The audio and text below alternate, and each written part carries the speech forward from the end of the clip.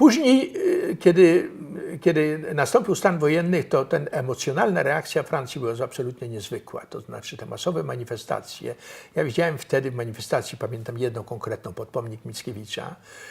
Ja widziałem ministrów rządu socjalistycznego, którzy piechotą szli po prostu jako jednostki, nie w pierwszym rzędzie. Tam nie było pierwszego rzędu, to nie były oficjalne manifestacje. Oni po prostu, żeby okazać swoją solidarność, ale to dotyczyło również republikanów, liberałów, prawda, gaullistów. Te oznaki sympatii były powszechne, to znaczy czystość tego ruchu Solidarności i to, że to był i ruch i robotniczy, i chrześcijański, i lewicowy w istocie w swoich aspiracjach, prawda, chociaż dzisiaj prawica temu zaprzecza, to powodowało powszechną sympatię. I organizowane były systematycznie różne manifestacje, między innymi prawda, przed ambasadą polską. Przed ambasadą polską były masowe manifestacje z udziałem oczywiście licznych Polaków z Paryża czy skądinąd, ale również bardzo licznych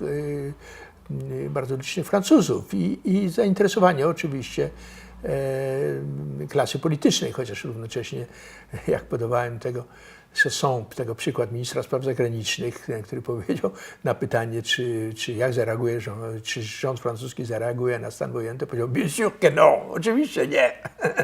Śmiejąc się, prawda, to wywołało powszechne oburzenie, ale w społeczeństwie i zresztą wśród polityków to było niezwykłe, ogromne i było szereg inicjatyw, prawda, Wspomniałem o jednej, to było właśnie Związku Zawodowych, CFDT, ale FO, Force Ouvrière też było bardzo aktywne.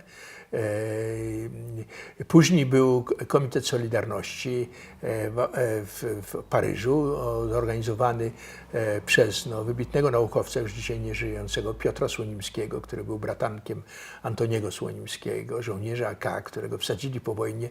Na szczęście Antoni go wyciągnął. On wyjechał do Francji, stał się bardzo wybitnym biochemikiem, był kandydatem na Nagrodę Nobla, prawda? Był bardzo wybitnym człowiekiem. On był szalenie zaangażowany.